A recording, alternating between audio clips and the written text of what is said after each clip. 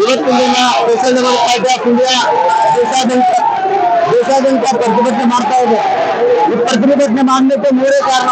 ಮುಸಲ್ಮಾನರಾಗಲಿ ಅಥವಾ ದಲಿತರಾಗಲಿ ಅಥವಾ ಹಿಂದುಳಿದವರಾಗಲಿ ಅಥವಾ ಗಿರಿಜನರು ಆಗುವಂತಹ ದೌರ್ಜನ್ಯದ ಮೇಲೆ ನಾವು ಪ್ರತಿಭಟನೆ ಮಾಡ್ತಾ ಇದ್ದೇವೆ. ಇವತ್ತಿನ ದಿನ ಮೋದಿ ಸರ್ಕಾರಕ್ಕೆ ಬಂದು ಇಷ್ಟೊಂದು ವರ್ಷ ಆದರೂ ದೌರ್ಜನ್ಯ ಆದ್ರೆ ಅದು ಕೇವಲ ಮುಸಲ್ಮಾನರ ಮೇಲೆ ಅದೇ ರಾಜ್ಯ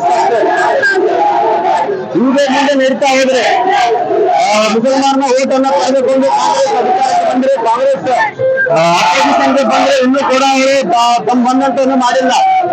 ನಾವು ಅವ್ರಿಗೆ ನಾವು ಒಂದೇ ಇಲ್ಲಿ ಇರುತ್ತಹ ಬಜರಂಗದಳ ಬಿಜೆಪಿ RSSಗೆ ಒಂದೇ ತಿಳ್ಕೊಳ್ಳೋದು, ನಿಮ್ಮ ಹತ್ರ ಅಷ್ಟು ಪೌರತ್ವ ಇದ್ರೆ, ನಿಮ್ಮಷ್ಟು ಅಷ್ಟು ದಮ್ಮು ಅನ್ನೋದಿದ್ದರೆ ಮೊದಲಿಗೆ ಸೋಷಿಯಲ್ ಡೆಮೊಕ್ರಾಟಿಕ್ ಪಾರ್ಟಿ ಆಫ್ ಇಂಡಿಯಾದ ಕಾರ್ಯದಲ್ಲಿ ಮಾತನಾಡಿ ಆಮೇಲೆ ನಮ್ಮ ಹತ್ರ ಬಂದು ಸ್ಟೇಟ್ ಫೈಟ್ ಮಾಡ್ಲಿಕ್ಕೆ ಹೇಳಿದ್ದೀರಾ, ನಾವು ಸ್ಟೇಟ್ ಫೈಟ್ ಮಾಡ್ಲಿಕ್ಕೆ ಹೇಳಿದ ನಿಮ್ಮ ಶಕ್ತಿ ಇದ್ದರೆ ಮೊದಲಿಗೆ social democratic party of India ಎದುರಾಗ್ತೀವಿ, ಆಮೇಲೆ ನೀವು ಮಾತನಾಡಿ. ಸುಮ್ಮನೆ ಅಮಾಯಕರನ್ನ ಮೇಲೆ ದೌರ್ಜನ್ಯ ಮಾಡುದು ನಿಂದಿರ್ತೀವಿ. ಯಾವತ್ತಿನವರೆಗೂ social democratic party of India ಇಲ್ಲಿ ಕಾನೂನು ನಿಂತಿದೆಯೋ ಆವತ್ತಿನ ತನಕ ನಿಮ್ಗೆ ದೌರ್ಜನ್ಯ ಮಾಡ್ಲಿಕ್ಕೆ ಕೊಡೋದಿಲ್ಲ. ಯಾವತ್ತಿನ